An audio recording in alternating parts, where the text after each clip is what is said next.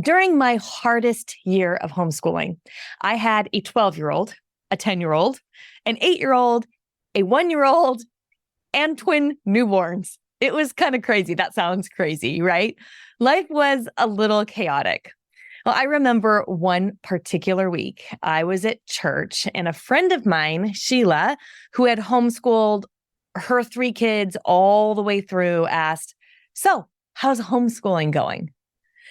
Naturally, I burst into tears.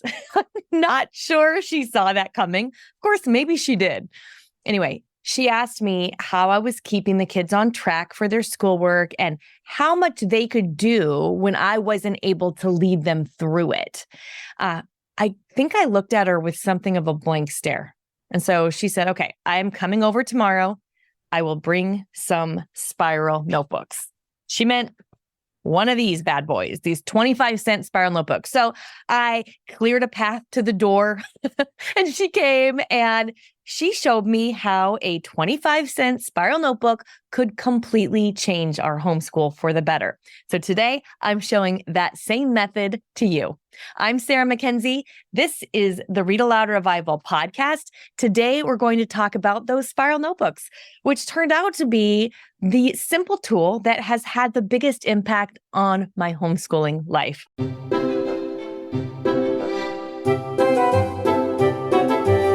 Now, I've talked about spiral notebooks before, but it's been a while, and they are, I think, the simplest, most powerful tool for getting a handle on your homeschool day. I've used them for years and years. Every time I stop to do something else that's more fancy or more beautiful or more complicated, I end up just coming back to the good old spiral notebook because it works so well. Now, I've homeschooled my own 6 kids from the beginning. My husband, Andrew, and I have actually graduated 3 of those kids. They're now 21, 19, and 18. All 3 successfully graduated and off to college. Very exciting. But we're still homeschooling because we also have an 11-year-old and twin 10-year-olds. And I want to tell you about what my friend Sheila taught me on that fateful day when she brought over some simple spiral notebooks and how that impacted our school. It was probably the biggest game changer in my homeschool. And since I first shared this idea maybe 8 years ago, I've heard the same from so many of you. Just a few comments that you shared. Megan said, "I still cannot get over how this literally changed our lives. Like, how could a simple spiral notebook completely change our homeschool?" But it did. Gase said, "This spiral notebook technique completely revolutionized my homeschool." Lauren wrote, "I love this method. I tried to move away from it to save time, but I came right back to it." Yep, same Lauren. Jessica wrote, "These notebooks save my sanity." So today I'm going to show you what those spiral notebooks are, how to manage them in the easiest way possible, and some tips for keeping them very simple and really effective. Now, this episode of the podcast is actually also a video because I thought it would be easiest to show you the notebooks rather than just to tell you about them. So if you are listening to this on the podcast and you'd like the visuals, head to readaloudrevival.com/229 to watch it. I'll try to describe everything I'm showing on the video for those of you who are just listening. But if you'd like to see the notebooks for yourself, go to readaloudrevival.com/229. Now, let's go back to the time when my kids were 12, 10, 8, 1, and newborns, and my friend Sheila came over to show me this method. At that time, my kids' school day was really dependent on me. That was the problem. That gets very overwhelming. If your kids are always waiting on you for their next school thing, and you have a lot of babies or a lot of responsibilities, and you feel like everyone is always waiting because they are actually always waiting, and they're probably also complaining that they're always waiting, you feel pulled in a million directions, right? You've got to take out the trash, change a diaper, nurse the baby, rock the baby to sleep, and the kids are waiting for their next school thing. So you feel like they're waiting and waiting on you. You feel stretched too thin. Nobody's getting what they need, right? So this is where spiral notebooks can help. This spiral notebook system can really help here. You're going to get each of your kids a spiral notebook, like this 25-cent kind you get from the grocery store. Does not need to be beautiful. In fact, I would recommend it just be not beautiful. Because each evening, what you're going to do is write down your kids' assignments for the next day. All of their chores, all of their housework. That's it. Every night you're going to write down what their chores and all their housework is for the next day. I know. I was skeptical at first too. Like, really? This is what I thought. Sheila, really? Just write down what they need to do? That's your solution? But I, like so many of you, have been floored at the change that very simple task had on our homeschool. Because after I started using spiral notebooks in this way, we began to consistently get to pretty much everything in our school day before the day was over. That had not happened before. For the first time, I wasn't having to rack my brain to remember what we were supposed to be doing. I wasn't having to keep all my kids on track, keep track of like who might have gotten off track. My kids weren't perpetually waiting on me, and my days, our school days, weren't taking hours and hours and hours.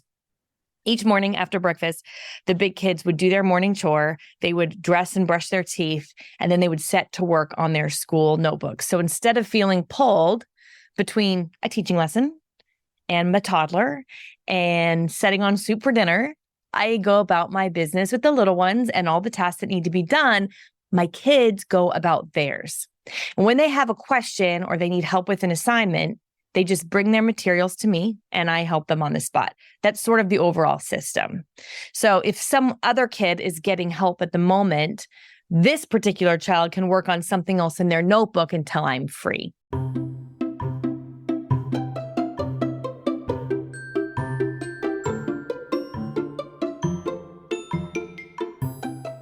So let me show you what this might look like. I've got a page here. This is from Allison's notebook on a February 10th.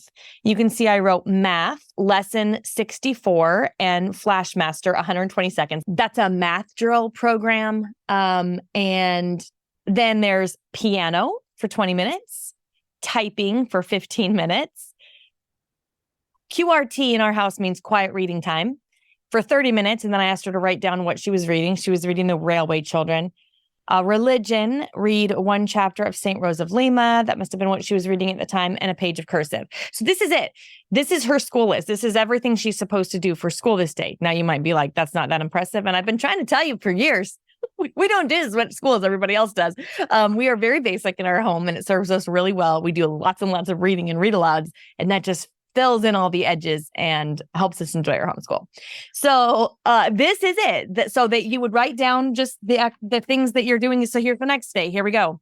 Math lesson 65. On this day, she colored it in with faces. This is my art student who's now studying illustration at art school. So that's kind of fun, right?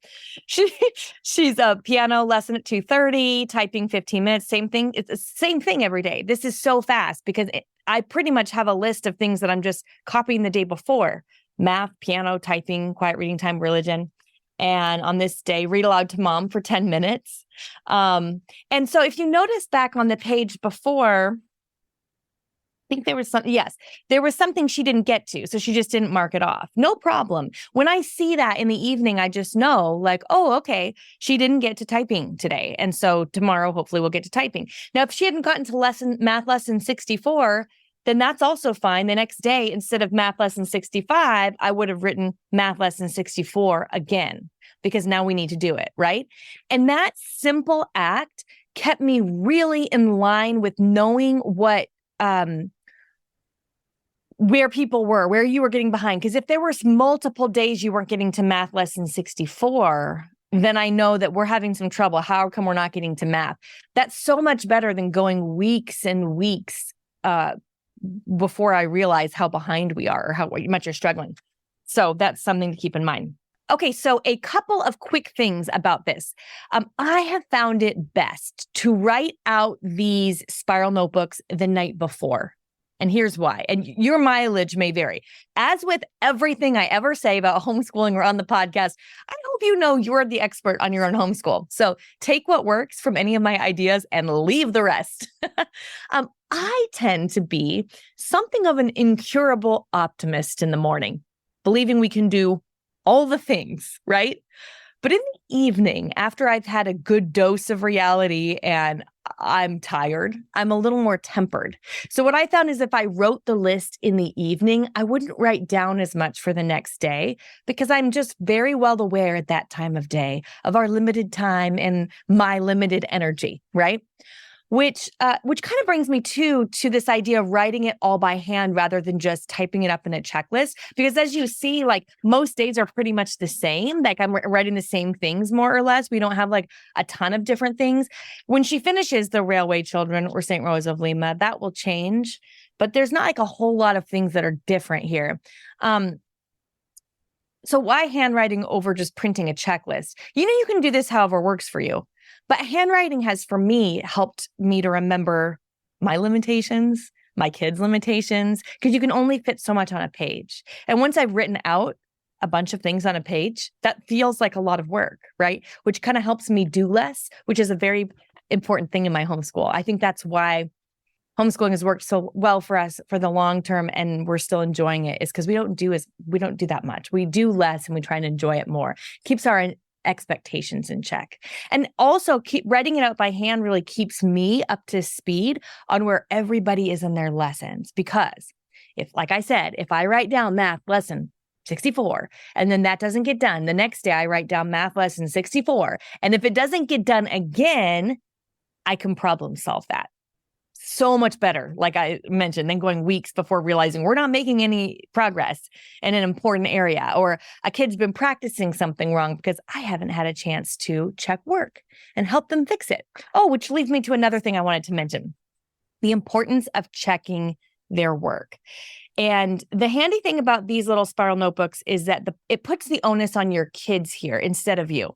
So as you can see here, I use check marks before the task. See if I can do this on the camera for the work that needs to be done. So math lesson 64. And then I put a checklist after the task because those check marks are there for me to sign off. It is the child's responsibility in that case to bring the notebook. So it would have been Allison's responsibility to bring this notebook and get the second check. That means have mom check it. Their spiral notebook is not done until they've gotten their check marks and they've gotten me to check off any work if there's a second checkbox. Like I mentioned, this takes the onus off of you as the mom, right? And it also helps your kids gain some independence and autonomy and take some ownership over their own work and their own schedule. So let's talk about a couple of obstacles that might come up for you. If you don't have time to write down assignments each night, and this feels pretty overwhelming, you might be sitting there going, I do not have time for this. And the truth is, this would take me about 2 minutes per kid because we're just doing the next thing. Now, I don't do any fancy curriculum. We do sort of have a do the next thing sort of way of homeschooling over here.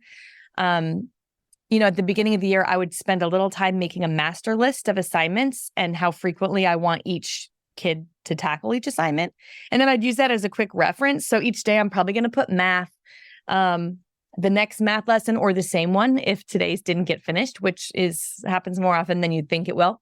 I'll probably say read the next chapter of the book you're reading or practice typing for 15 minutes. I don't have a fancy lesson planner and I almost do no lesson planning. We sort of do the next thing in this subject for this many minutes usually. Now, there were times, of course, when my kids were all young where I really couldn't carve out 10 minutes to do this for each of my kids. And if you are finding that evening after evening after evening, you're just not getting to writing out spiral notebooks, then what would help me is I would skip something else. I would skip sweeping the floor or folding the laundry or scrolling social media because knowing it'd only take me 5 or 10 minutes to do this system gave me way more peace of mind than having a swept floor or having all the laundry folded, right? And it took about the same amount of time. So that was helpful. Another question I often hear is, do I really have to handwrite it? And I mean, no, of course you don't. You're the boss. At different times, I've found handwriting to be helpful because it really helps me from getting too carried away. It makes sure I'm paying attention to where my kids are in each lesson. It helps me be really present to where my kids are and how they're doing. But I actually am not handwriting these anymore. We're using a different system, a modified version of spiral notebooks, which I'm going to show you next. So you'll see how I do this now instead of a list, a handwritten list. So if that's a major obstacle for you, I get it. Last words of wisdom. If you choose to use this method, keep it simple. Resist the temptation to complicate it, to color code it, to make it any more difficult than it is. In homeschooling, I have found simple is pretty much always better, always more sustainable over the long term. And that's the key. Sustainability over the long term. So it's going to be much more effective. Another thing you're going to want to keep in mind is you're going to want to keep those notebooks handy. I sort of threatened my children on pain of death not to remove these from the kitchen counter. A spiral notebook will not make your life less stressful if you are spending time every day looking for them. Ask me how I know. So we had a rule they could not be moved from the kitchen counter, and they were just prime time spot on the kitchen counter during the day. Okay, so this is what I use with my older kids almost all the time, but let me show you the Post-it method of doing this, which is what I'm doing now. The idea is the same. You're going to give your kids a full picture of what's expected of them. The whole day isn't going to depend on you to keep it going, to know what's next, to keep everybody on track, right? But for some kids, a full list all in one glance, well, it works fine, perfectly fine for some kids. It can be really overwhelming to others. And also, I have found that some of my kids need a little extra motivation. So the Post-it system, it's a tweak on spiral notebooks. My husband actually came up with this idea when this system wasn't working quite as well for my son. He was overwhelmed by the whole list. It felt like, we had a rule in our house that you had to have your spiral notebook done, your list done, and it had to be 2:30 before you got screens. And this just felt very overwhelming at the beginning of the day for him. So my husband came up with this, and let me show you what it is. And this is what we do with our younger kids now. So instead of a notebook, I've got a clipboard. And on that clipboard is essentially a bingo card. I'm going to try and describe this for those of you who are listening, not watching. If you're watching, you can see it on my camera here. On the bingo card, I've got 9 squares and my kid's name at the top. So this is Beckett's.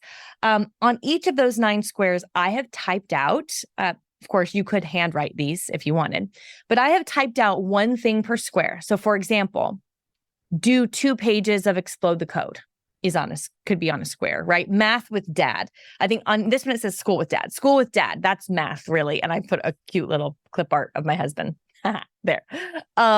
Practice piano is on here, I think. Yep. Practice piano 15 minutes. School with Mom. Now, the way we do our school day, I do morning time, which is like language arts and read-alouds and stuff, poetry memorization. I just call it School with Mom because they're going to sit down. They're going to do it all with me. They're going to do their math and some handwriting practice with their dad. So they're going to do School with Dad. That's like a whole separate thing. And then QRT, that's quiet reading time for 30 minutes. On here, it says cursive 1 page and Explode the Code 2 pages. So each square has either a chore or a school activity to do. Now, you could make this grid any size. If if you wanted to put more lessons on it, you could make it another row. I found that 9 squares seems to be a good fit. I actually put chores on here as well, because with my younger kids, I have found I'm not as good as I used to be at keeping up with making sure they do all the things like make their bed and brush their teeth in the morning. My older kids, when we were doing spiral notebooks, for the most part, I didn't put chores on here. I think sometimes I would if there was a child who was not doing their chores, but I was just better at keeping up with that. These days, I find I'm not very good at keeping up with it. So I put it on here. Anything you want the onus to be on your child for, put it on the whatever list you're using. So I put it on this grid. So they've got get dressed and make bed, brush teeth, feed Tommy. That's one of our dogs. And quickie clean bathroom, which is like wiping down a bathroom. So those are all on here too. Okay, so here's what happens next. After I've got this grid, I use mini Post-it notes and I cover each one. So I'm just going to take one of these little mini Post-it notes and I'm just going to stick it on one. And I'm just going to switch over here to show you Emerson's now. This is his summer checklist, his summer list grid. So as you can see, I have put a Post-it on each square to cover up the thing that I wrote on it, right? And on those Post-its, I write random numbers between 1 and 5. So some of these on this particular grid say 2, 5, and 3. Now, each child lifts a Post-it to see one thing to do. And so I'm going to lift this one and see it says brush teeth. And then when they have completed that task, they put this Post-it on the cabinet. And then I add up those points at the end of the day onto a score sheet. And once they've each earned 150 points, we do something fun. We go to froyo, we go bowling, we see a movie at the movie theater, we have a game night, something like that. I've worked this out so my kids get rewarded about every 3 weeks. That's why I picked 150 points, because I was kind of just picturing how long it would take them to earn about that. That feels about right to me. You could do this less or more frequently, depending on how you want to do it. So here are a couple logistical tips for using the system. I use a different color Post-it for each kid. So I've got blue for Beckett, green for Emerson, pink for Clara. And that way, when they put their points up on the cabinet and I'm adding up their points at the end of the day, it makes it very easy. I can add them up really quick. I know that all the pink Post-its are Clara's. I don't have to write their names on them.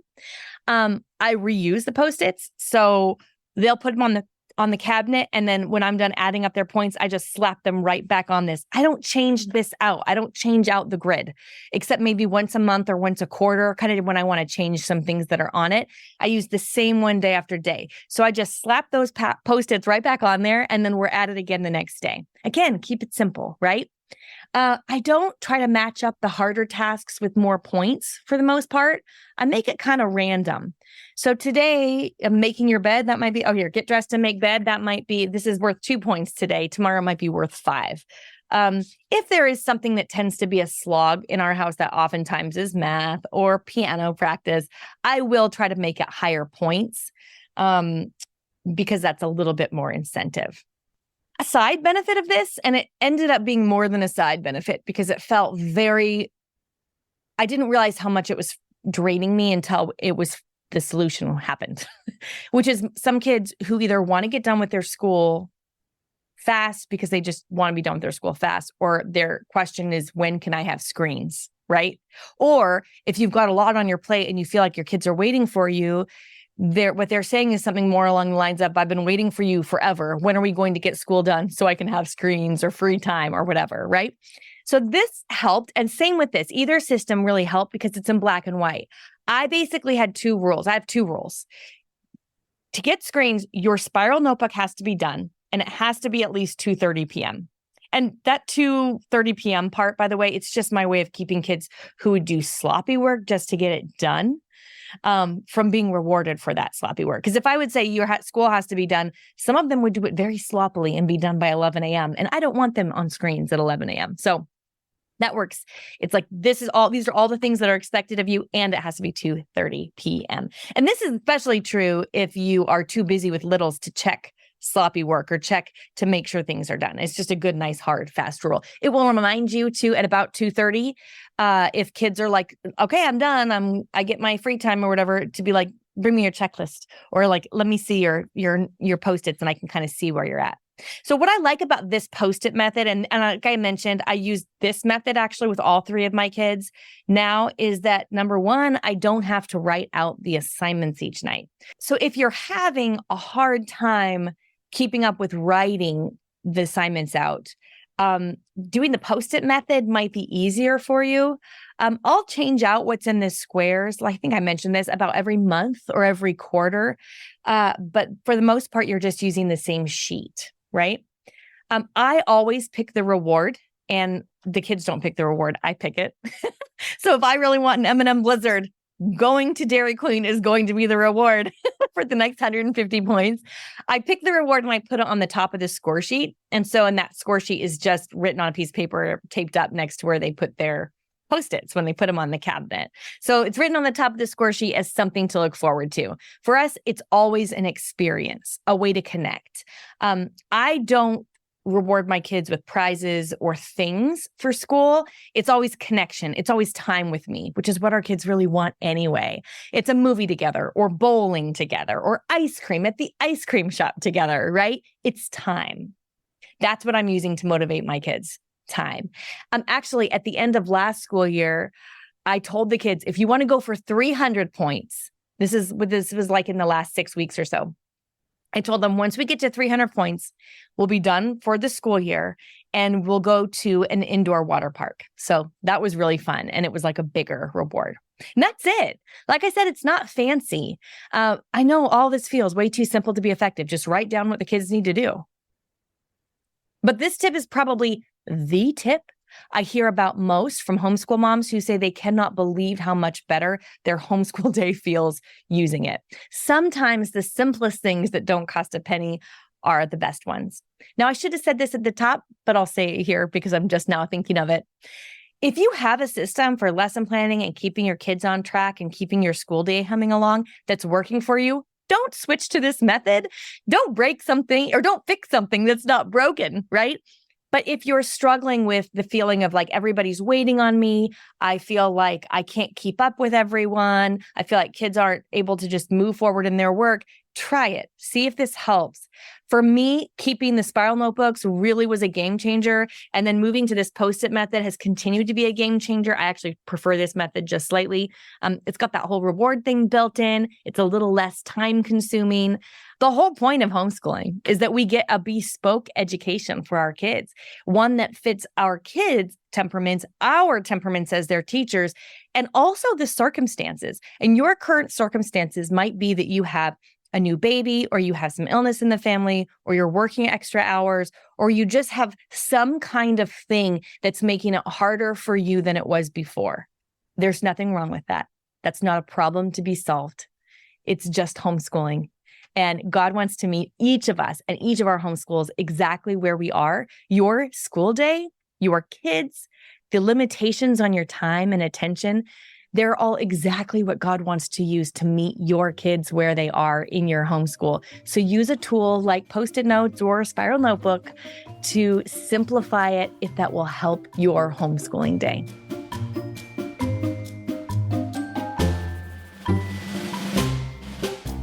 Show notes for this episode, along with the full video, are at readaloudrevival.com/229. In those show notes, we've got a blank 9-square grid that you can use for that Post-it method if you'd like. You can just grab that free blank 9-square grid and then get yourself some little tiny Post-its and away you go. So you can grab that in the show notes, readaloudrevival.com/229, since this is episode 229. Now, let's go hear what's in my voicemail box from Read Aloud Revival Kids.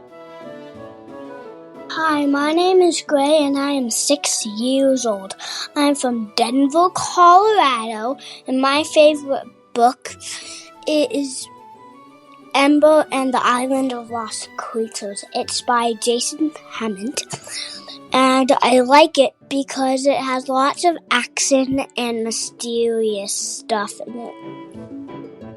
Ah, thank you, Gray. I have not read Ember and the Island of Lost Creatures yet, so I'm going to have to go look for that at my library. I have, however, been to Denver, Colorado, and I love it there. So I need some more messages from you kids. Gray is the only one who left one this time. So if you'd like to leave a message sharing your favorite books, what you're reading and loving lately, leave me a voicemail. I especially love those voicemails from teens. So if I've got any teens listening, go leave me a message. I need to know what you're reading so I know what to put on my TBR, so I know what to know to read next.